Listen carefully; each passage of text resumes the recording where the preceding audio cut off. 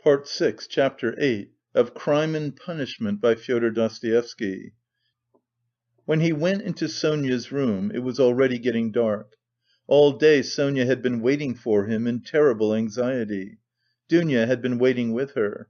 She had come to her that morning, remembering Svidrigaïlov's words that Sonia knew. We will not describe the conversation in tears of the two girls, and how friendly they became.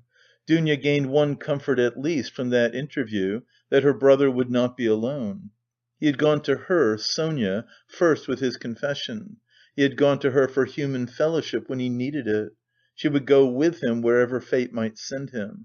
Dounia did not ask, but she knew it was so.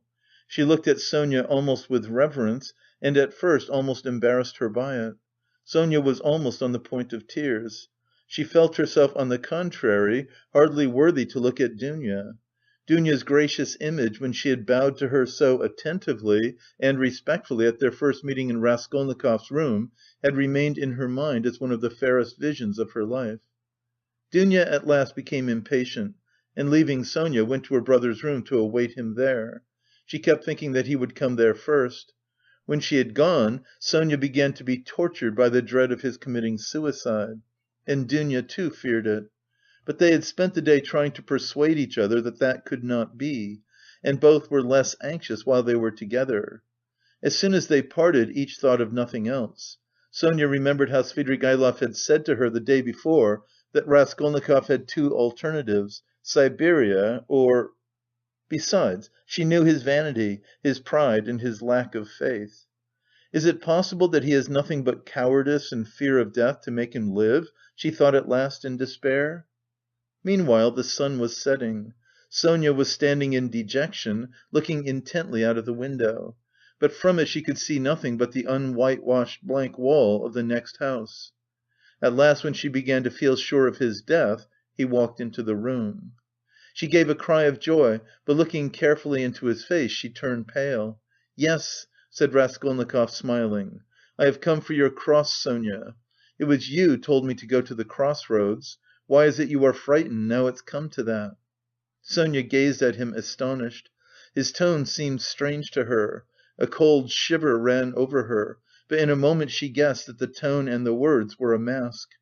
He spoke to her looking away, as though to avoid meeting her eyes. "You see, Sonia, I've decided that it will be better so.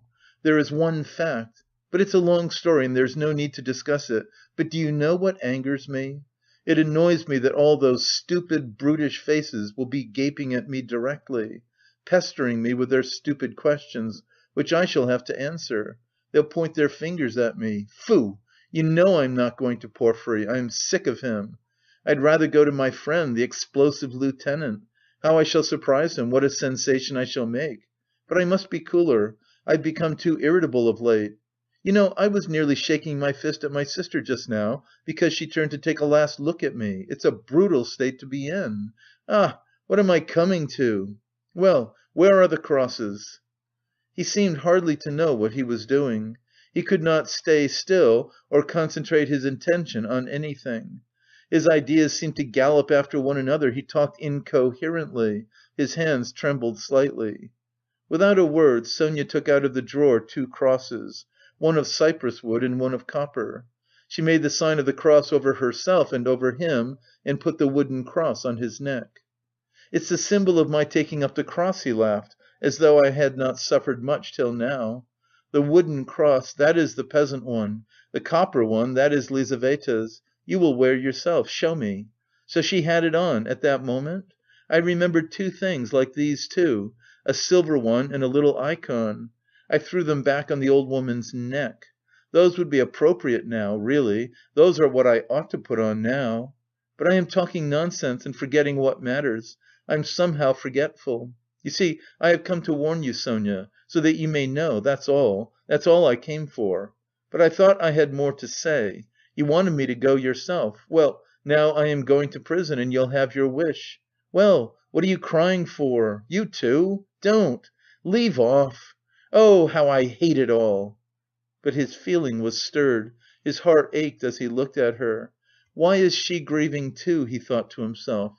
"What am I to her? Why does she weep? Why is she looking after me, like my mother or Dounia? She'll be my nurse."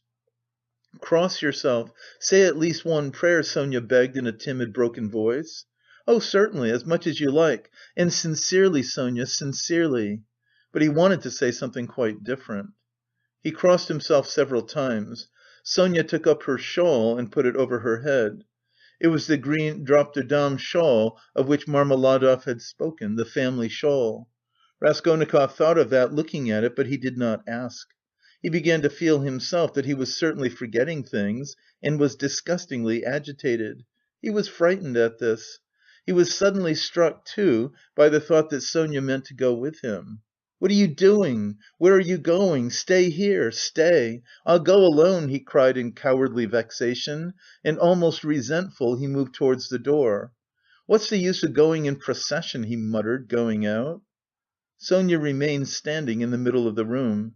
He had not even said good-bye to her, he had forgotten her. A poignant and rebellious doubt surged in his heart. Was it right, was it right all this, he thought again as he went down the stairs. Couldn't he stop and retract it all and not go? But still he went. He felt suddenly once for all that he mustn't ask himself questions. As he turned into the street, he remembered that he had not said good-bye to Sonia, that he had left her in the middle of the room in her green shawl, not daring to stir after he had shouted at her, and he stopped short for a moment. At the same instant another thought dawned upon him, as though it had been lying in wait to strike him then. "Why, with what object did I go to her just now? I told her on business. On what business? I had no sort of business. To tell her I was going, but where was the need? Do I love her? No, no, I drove her away just now like a dog. Did I want her crosses? Oh, how low I've sunk! No, I wanted her tears, I wanted to see her terror, to see how her heart ached. I had to have something to cling to, something to delay me, some friendly face to see. And I dared to believe in myself, to dream of what I would do. I am a beggarly, contemptible wretch, contemptible!" He walked along the canal bank and he had not much further to go. But on reaching the bridge he stopped and turning out of his way along it, went to the Haymarket. He looked eagerly to right and left, gazed intently at every object and could not fix his attention on anything; everything slipped away. "In another week, another month, I shall be driven in a prison van over this bridge. How shall I look at the canal then? I should like to remember this," slipped into his mind. "Look at this sign. How shall I read those letters then? It's written here 'Campany,' that's a thing to remember, that letter A, and to look at it again in a month. How shall I look at it then? What shall I be feeling and thinking then? How trivial it all must be, what I am fretting about now. Of course it must all be interesting in its way. What am I thinking about? I am becoming a baby, I'm showing off to myself. Why am I ashamed? Foo, how people shove! That fat man, a German he must be, who pushed against me, does he know whom he pushed? There's a peasant woman with a baby, begging. It's curious that she thinks me happier than she is. I might give her something for the incongruity of it. Here's a 5 kopeck piece left in my pocket, where did I get it? Here, here, take it, my good woman." "God bless you," the beggar chanted in a lachrymose voice. He went into the Haymarket. It was distasteful, very distasteful to be in a crowd, but he walked just where he saw most people. He would have given anything in the world to be alone, but he knew himself that he would not have remained alone for a moment. There was a man drunk and disorderly in the crowd; he kept trying to dance and falling down. There was a ring round him.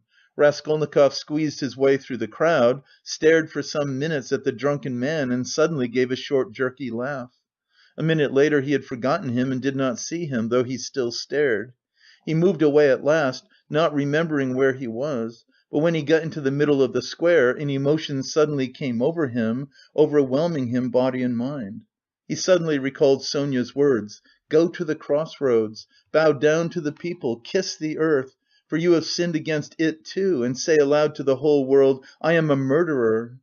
He trembled, remembering that, and the hopeless misery and anxiety of all that time, especially of the last hours, had weighed so heavily upon him that he positively clutched at the chance of this new, unmixed, complete sensation. It came over him like a fit, it was like a single spark kindled in his soul and spreading fire through him. Everything in him softened at once, and the tears started into his eyes. He fell to the earth on the spot. He knelt down in the middle of the square, bowed down to the earth, and kissed that filthy earth with bliss and rapture.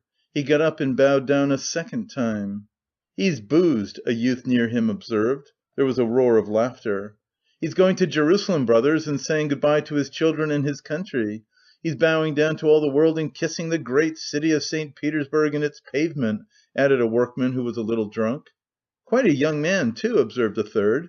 "And a gentleman," someone observed soberly. "There's no knowing who's a gentleman and who isn't nowadays."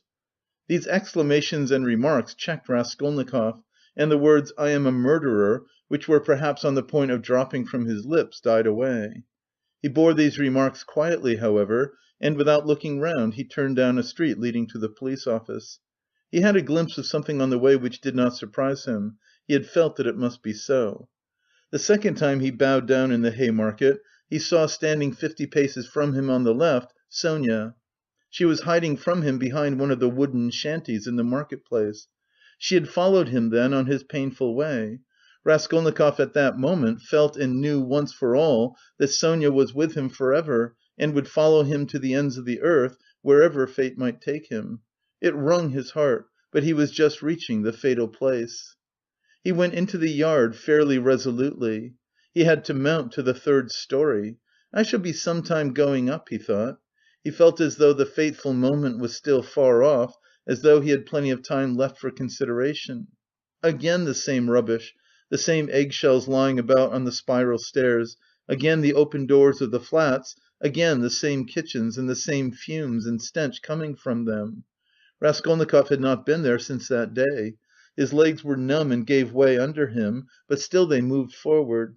He stopped for a moment to take breath, to collect himself, so as to enter like a man. But why? What for, he wondered, reflecting. If I must drink the cup, what difference does it make? The more revolting the better. He imagined for an instant the figure of the explosive lieutenant, Ilya Petrovitch. Was he actually going to him? Couldn't he go to someone else, to Nikodim Fomitch? Couldn't he turn back and go straight to Nikodim Fomitch's lodgings? At least then it would be done privately. No, no, to the explosive lieutenant. If he must drink it off at once. Turning cold and hardly conscious, he opened the door of the office. There were very few people in it this time, only a house porter and a peasant. The doorkeeper did not even peep out from behind his screen. Raskolnikov walked into the next room. "Perhaps I still need not speak," passed through his mind. Some sort of clerk not wearing a uniform was settling himself at a bureau to write. In a corner another clerk was seating himself. Zametov was not there, nor, of course, Nikodim Fomitch. "No one in?" Raskolnikov asked, addressing the person at the bureau. "Whom do you want?" "Ah, not a sound was heard, not a sight was seen, but I sent the Russian. How does it go on in the fairy tale? I've forgotten. At your service," a familiar voice cried suddenly. Raskolnikov shuddered.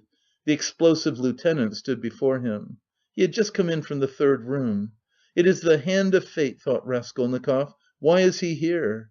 "You've come to see us? What about?" cried Ilya Petrovitch. He was obviously in an exceedingly good humour and perhaps a trifle exhilarated. "If it's on business, you are rather early. It's only a chance that I am here. However, I'll do what I can. I must admit I...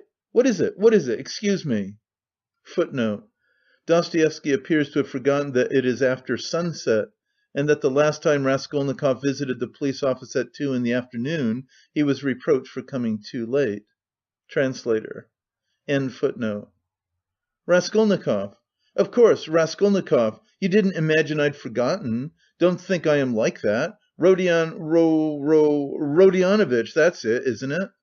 "Rodion Romanovitch. Yes, yes, of course, Rodion Romanovitch, I was just getting at it. I made many inquiries about you. I assure you I've been genuinely grieved since I behaved like that. And it was explained to me afterwards that you were a literary man, and a learned one too, and so to say the first steps. Mercy on us! What literary or scientific man does not begin by some originality of conduct? My wife and I have the greatest respect for literature. In my wife it's a genuine passion. Literature and art. If only a man is a gentleman, all the rest can be gained by talents, learning, good sense, genius. As for a hat, well, what does a hat matter? I can buy a hat as easily as I can a bun. But what's under the hat, what the hat covers, I can't buy that. I was even meaning to come and apologize to you, but thought maybe you'd... Uh, but I am forgetting to ask you, is there anything you want really? I hear your family have come. Yes, my mother and sister. I've even had the honour and happiness of meeting your sister. A highly cultivated and charming person. I confess I was sorry I got so hot with you, there it is. But as for my looking suspiciously at your fainting fit, that affair has been cleared up splendidly. Bigotry and fanaticism, I understand your indignation. Perhaps you are changing your lodging on account of your family's arriving. No, I only looked in. I came to ask... I thought that I should find Zametov here. Oh, yes, of course you've made friends, I heard. Well, no, Zametov is not here. Yes, we've lost Zametov. He's not been here since yesterday. He quarrelled with everyone on leaving in the rudest way. He is a feather-headed youngster, that's all. One might have expected something from him, but there, you know what they are, our brilliant young men. He wanted to go in for some examination, but it's only to talk and boast about it. It will go no further than that. Of course, it's a very different matter with you or Mr. Razumihin there, your friend. Your career is an intellectual one, and you won't be deterred by failure. For you, one may say, all the attractions of life nihil est. You are an ascetic, a monk, a hermit. A book, a pen behind your ear, a learned research, that's where your spirit soars. I am the same way myself. Have you read Livingstone's Travels? No. Oh, I have. There are a great many nihilists about nowadays, you know, and indeed it is not to be wondered at. What sort of days are they? I ask you. But we thought... You were not a nihilist, of course. Answer me openly, openly. No. Believe me, you can speak openly to me as you would to yourself. Official duty is one thing, but you are thinking I meant to say friendship is quite another. No, you're wrong. It's not friendship, but the feeling of a man and a citizen, the feeling of humanity and of love for the Almighty. I may be an official, but I am always bound to feel myself a man and a citizen. You were asking about Zametov. Zametov will make a scandal in the French style in a house of bad reputation over a glass of champagne. That's all your Zametov is good for. While I'm perhaps, so to speak, burning with devotion and lofty feelings. And besides, I have rank, consequence, a post. I am married and have children. I fulfil the duties of a man and a citizen, but who is he, may I ask? I appeal to you as a man ennobled by education. Then these midwives, too, have become extraordinarily numerous. Raskolnikov raised his eyebrows inquiringly. The words of Ilya Petrovitch, who had obviously been dining, were for the most part a stream of empty sounds for him. But some of them he understood. He looked at him inquiringly, not knowing how it would end. "I mean those crop-headed wenches," the talkative Ilya Petrovitch continued. "Midwives is my name for them. I think it a very satisfactory one. They go to the academy, study anatomy. If I fall ill, am I to send for a young lady to treat me? What do you say?" Ilya Petrovitch laughed, quite pleased with his own wit. "It's an immoderate zeal for education, but once you're educated, that's enough. Why abuse it? Why insult honourable people as that scoundrel Zametov does? Why did he insult me, I ask you? Look at these suicides, too. How common they are, you can't fancy. People spend their last halfpenny and kill themselves, boys and girls and old people. Only this morning we heard about a gentleman who had just come to town. Nil Pavlitch, I say, what was the name of that gentleman who shot himself? Svidrigaïlov, someone answered from the other room with drowsy listlessness. Raskolnikov started. Svidrigaïlov? Svidrigaïlov has shot himself, he cried. What, do you know Svidrigaïlov? Yes, I knew him. He hadn't been here long.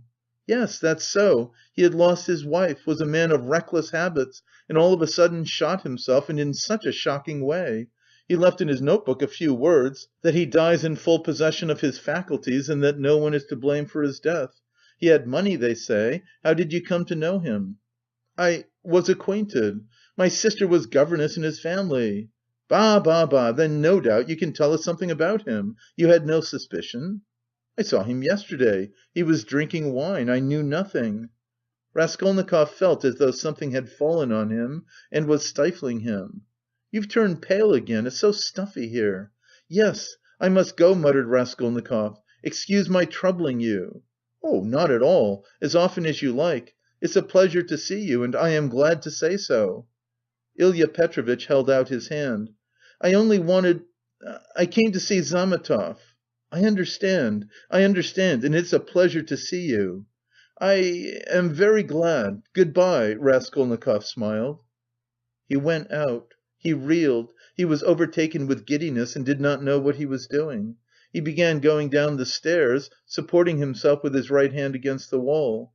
He fancied that a porter pushed past him on his way upstairs to the police office, that a dog in the lower storey kept up a shrill barking, and that a woman flung a rolling pin at it and shouted. He went down and out into the yard. There, not far from the entrance, stood Sonia, pale and horror-stricken. She looked wildly at him. He stood still before her. There was a look of poignant agony, of despair in her face. She clasped her hands. His lips worked in an ugly, meaningless smile. He stood still a minute, grinned, and went back to the police office. Ilya Petrovitch had sat down and was rummaging among some papers. Before him stood the same peasant who had pushed by on the stairs. "Hullo! Back again? Have you left something behind? What's the matter?" Raskolnikov, with white lips and staring eyes, came slowly nearer. He walked right to the table, leaned his hand on it, tried to say something, but could not. Only incoherent sounds were audible. "You are feeling ill? A chair! Here, sit down, some water!" Raskolnikov dropped on to a chair, but he kept his eyes fixed on the face of Ilya Petrovitch, which expressed unpleasant surprise. Both looked at one another for a minute and waited. Water was brought. "It was I..." began Raskolnikov. "Drink some water." Raskolnikov refused the water with his hand and softly and brokenly, but distinctly, said: "It was I killed the old pawnbroker woman and her sister Lizaveta with an axe and robbed them." Ilya Petrovitch opened his mouth. People ran up on all sides. Raskolnikov repeated his statement. Part 6, Chapter 8